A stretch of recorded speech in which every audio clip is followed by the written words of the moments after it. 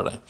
آیت نمبر 232، 232، وَإِذَا طَلَّقْتُمُ النِّسَاءَ فَبَلَغْنَ أَجَلَهُنَّ فَلَا تَعْضُلُوهُنَّ أَن يَنكِحْنَ أَزْوَاجَهُنَّ إِذَا تَرَاضَوْا بَيْنَهُم بِالْمَعْرُوفِ ذَلِكَ يُوعَظُ بِهِ مَن كَانَ مِنكُمْ يُؤْمِنُ بِاللَّهِ وَالْيَوْمِ الْآخِرِ ذَلِكُمْ أَزْكَى لَكُمْ وَأَطْهَرُ وَاللَّهُ يَعْلَمُ وَأَنتُمْ لَا تَعْلَمُونَ۔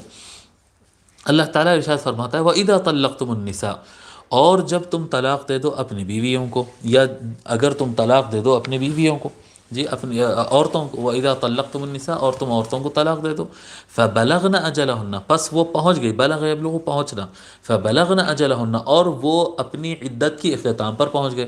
طلاق دینے کے بعد 3 پیریڈ کہتے ہیں نا، 3 ناپاکی کے دن جو ہوتے ہیں، وہ 3 پیریڈ مکمل کرتے ہوئے وہ اختتام تک پہنچ گئے۔ فَلَا تَعْضُلُوهُنَّ أَن يَنكِحْنَ أَزْوَاجَهُنَّ، پس تم رکاوٹ کھڑی مت کرو، جی کیا کہتے ہیں، یہ پیرنٹس کے لیے ہے، پس تم فلا تعضلوهن، یا پھر شوہروں کے لیے ہے، دو یہاں پر مراد ہوتے ہیں۔ کیا کہتے ہیں، میاں بیوی میں طلاق ہو جائے، جی میاں بیوی میں طلاق ہو جائے، اب طلاق ہو کے عدت مکمل ہو گئی، بلغنا اجلہن، وہ اپنی مدت کے اختتام تک پہنچ گئے، اب عورتیں جس سے چاہے نکاح کریں، جی فلا تعضلوهن ان ينكحن ازواجهن، اب وہ جو آدمی سے چاہے شادی کر لے، یہ نکاح رشتہ ٹوٹ جانے کے باوجود اب اس کا کہیں رشتہ ہونے والا ہے، وہاں رکاوٹ کھڑی کر رہے ہیں، یہاں کہیں رشتہ ہونے والا ہے، یہاں پر رکاوٹ کھڑی کر رہے ہیں۔ رکاوٹیں کھڑی مت کرو، جی آپ کو میں جیسا کہ بتایا کہ طلاق کیا ہے، جھگڑوں کو ختم کرنے کا نام ہے، نہ کہ جھگڑوں کو کنٹینیو کرنے کا اور بڑھانے کا نام ہے۔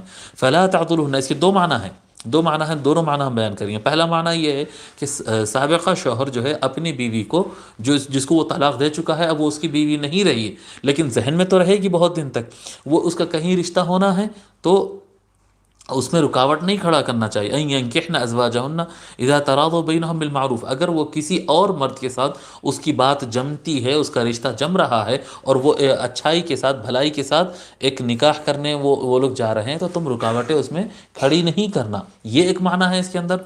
اور دوسرا معنی اس کے اندر یہ ہے کہ اگر آدمی ایک طلاق دے دے اور ایک طلاق سے وہ رشتہ ختم ہو جائے، لیکن ایک طلاق سے کیونکہ رشتہ ختم ہوا، اگر فیوچر میں زندگی کے کسی حصے میں وہ آپس میں دوبارہ شادی کرنا چاہے تو جب چاہے وہ شادی کر سکتے ہیں، جب چاہے وہ شادی کر سکتے ہیں۔ تو اے پیرنٹس، مرد کے ماں باپ اور عورت کے ماں باپ، تم رکاوٹیں مت کھڑی کرو۔ اگر وہ دونوں آپس میں طلاق دے دیے تھے اور ان کی مدت مکمل ہو گئی تھی، اب وہ میاں بیوی نہیں رہے، لیکن اب وہ دوبارہ شادی کرنا چاہتے ہیں سمجھداری کے ساتھ، جی ان ينكحن ازواجهن اذا تراضوا بينهم، کہ وہ اپنے میاں بیوی جو ہے دوبارہ اپنے اس قدیم رشتے میں آنا چاہتے ہو، اور اس بات سے وہ لوگ آپس میں ایک دوسرے کے ساتھ راضی ہو چکے ہوں، اذا تراضوا بینہن بالمعروف، ضوابط کے مطابق، ایسا نہیں کہ وہ جو ہے شرع کے احکام کو اور ملک کے قانون کو توڑتے ہوئے مل رہے ہیں، نہیں، بالمعروف، دستور کے مطابق، سسٹم کے مطابق، اگر وہ دوبارہ ایک دوسرے سے بات چیت کرتے ہیں، مہر معین کرتے ہیں، کفو دیکھتے ہیں، اور سارے چیزیں جو چیزیں ان کے درمیان سابق میں جھگڑے کی وجہ بنی تھی، وہ چیزوں کو پیچ اپ کرتے ہوئے اور اس کو ختم کرنے کا عہد کرتے ہوئے اگر وہ لوگ دوبارہ جڑنا چاہتے ہیں، تو تم رکاوٹیں مت کھڑی کرو، جو مل رہے ہیں، جو صحیح اصول کے مطابق، جو نکاح کے بغیر مل رہے ہیں یا نکاح کے قواعد کو توڑ کر مل رہے ہیں، ملک کے قانون کو توڑ کر مل رہے ہیں، تو ایسے افراد کو تو روکنا چاہیے۔ وہاں پر تو پیرنٹس کو پورا حق بنتا ہے کہ بھئی یہ لوگ پھر وہی غلطی کر رہے ہیں یا پھر نئے غلطیاں کر رہے ہیں، اس کو روکنے کا ان کو حق حاصل ہے۔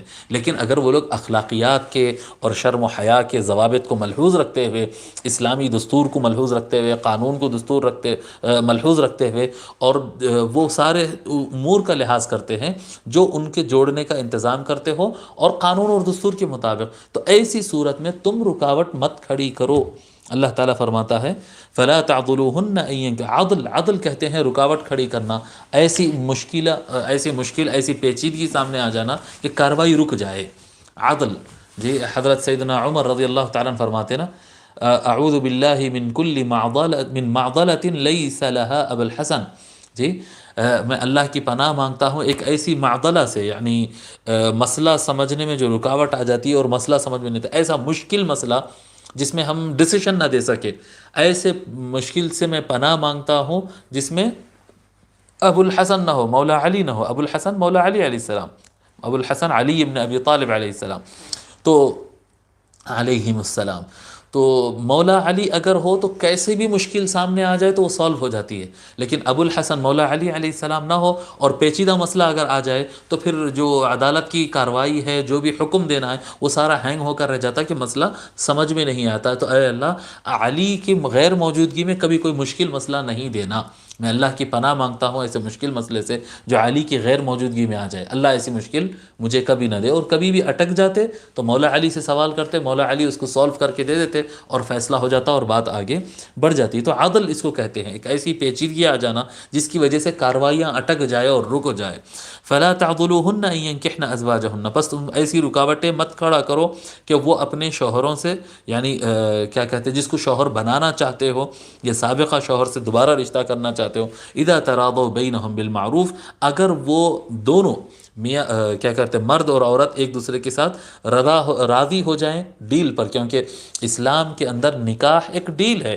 نکاح ایک ڈیل ہے کہ شوہر کی ذمہ داری میں کچھ رہے گا، یہ آپ کریں گے اور یہ آپ کریں گے. اگر یہ لکھ لیں، بات چیت پہ غور کر لیں، تو وہ جو غور کر لیے وہ طے ہوگا. اور اگر غور نہ کریں تو جو عرف عام میں، جو ان کی فیملیز میں جو ڈیوٹیز مرد اور عورت نبھاتے ہیں، وہ نکاح کے ساتھ آٹومیٹک وہ دونوں کے اوپر وہ ڈیوٹیز آ جاتے ہیں. مرد کے اوپر کمانا ہوتا ہے، سیکیورٹی فراہم کرنا، گھر فراہم کرنا، سارے چیزیں لا کر دینا اور خیال کرنا اور ٹائم دینا. اور عورت کے لیے ذمہ داری آتی ہے کہ شوہر کی اطاعت کرنا، گھر کی صحیح دیکھ بھال کرنا، بچوں کی پرورش کرنا وغیرہ وغیرہ. دونوں کی ڈیوٹیز آ جاتے ہیں اور دونوں کے باہم تال میل سے یہ چیز ہوتی ہے. جب وہ معروف کے ساتھ، بھلائی کے ساتھ ایک دوسرے سے نکاح کرنے تیار ہے تو رکاوٹ کھڑی نہیں کرنا. ذالک یوعظ به من کان منکم یؤمن باللہ والیوم الآخر، اس بات کی نصیحت کی جاتی ہے. ذالک یوعظ به، اس بات کی نصیحت کی جاتی ہے، واعظ کیا جاتا ہے. واعظ کہتے ہیں نا نصیحت، اچھی بات سمجھانا. ذالک یوعظ به من کان منکم، اس چیز کی واعظ کی جاتی ہے، نصیحت کی جاتی ہے اس شخص کو. ذالک یوعظ به، ان باتوں کی نصیحت کی جاتی ہے. کون سے باتوں کے ساتھ؟ کون سی باتوں کی؟ کہ نکاح اچھے ڈھنگ سے کرنا ہے، طلاق اگر دے تو اچھے ڈھنگ سے کرنا ہے، ٹائم مکمل ہو جائے تو چھوڑ دینا ہے، اگر بھلائی کے ساتھ جوڑ سکتے. جتنے باتیں جو سابق میں بتائے ہیں، ترک العضل والضرار، کہ ہونے والے رشتوں میں رکاوٹیں کھڑی نہیں کرنا، یا پھر طلاق دے دینے کے بعد ٹائم پورا ہونے سے پہلے پھر رجوع کرنا، پھر طلاق دینا، پھر رجوع کرنا، تکلیف دینا عورت کو. ان تمام چیزوں کو چھوڑنے سے، برا خراب اور تکلیف دینے والی چیزوں کو چھوڑ کر اچھے چیزوں کو اپنانے کی، ان باتوں کی نصیحت کی جاتی ہے. کس کو؟ من کان منکم یؤمن باللہ والیوم الآخر، جو اللہ پر اور آخرت پر، تم میں سے اللہ پر اور آخرت پر ایمان رکھتا ہو، اس کے لیے یہ نصیحت، ان باتوں کی نصیحت کی جاتی. جو آدمی بیمان ہو، جس کو اللہ سے ملاقات کا ڈر نہیں، تو اس کو پھر نصیحت کا کوئی فائدہ نہیں. جو آدمی کو اس بات کا خیال رہے کہ جیسی بھی زندگی گزارے ہیں، بعد میں اللہ تبارک و تعالیٰ سے ملاقات ہونا ہے، اللہ تعالیٰ کے سامنے کھڑا ہونا ہے، تو ان افراد کو یہ باتوں کی نصیحت کی جاتی ہے. تبھی تو وہ اللہ تعالیٰ سے ڈرے گا نا. اللہ کے سامنے کھڑے ہونے کا خیال اگر ہو اور آخرت کے دن حساب دینے کا اگر ڈر ہو تو اللہ سے ڈرے گا، یہ سب باتیں سنے گا، ورنہ ایک جانور کی زندگی گزارے گا. ذالکم ازکا لکم واطہر، یہ ساری باتیں جو بیان کی گئی ہے، یہ تمہارے لیے زیادہ پاکیزہ اور جو ہے بہترین ستھری ہے. ذالکم ازکا لکم واطہر، ازکا جو ہے یہ اندرونی طور پر پاکی کے لیے استعمال ہوتا ہے، وہ اطہر یہ اندرونی اور بیرونی دونوں کی پاکی کے لیے استعمال ہوتا ہے. ذالکم ازکا لکم اطہر، یہ مسائل جو ہم نے بتائے، یہ احکام اور یہ جو طریقے ہم بتا رہے ہیں، یہ تمہارے لیے باطنی اور ظاہری پاکی کا انتظام ہے. جی، واللہ یعلم وانتم لا تعلمون، اور اے لوگو، اللہ تبارک و تعالی جانتا ہے اور تم نہیں جانتے.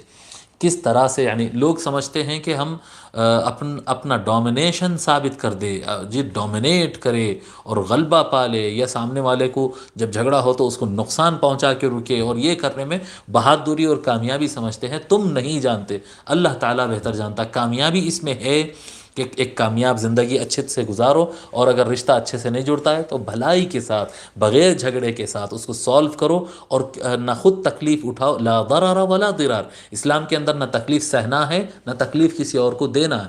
خود کا بھی نقصان مت کر لو، سامنے والے کا بھی نقصان مت کرو. بھلائی اور اچھائی کے ساتھ ختم کرو اس چیز کو، یہ اللہ تبارک و تعالیٰ جانتا ہے کہ یہ تمہارے لیے زیادہ اچھا ہے، نہ کہ وہ جو تمہارے جذبات، ایموشن اور لوگ کہتے ہیں، نہیں وہ صحیح نہیں ہے، تم کو غلط ہے اطلاع۔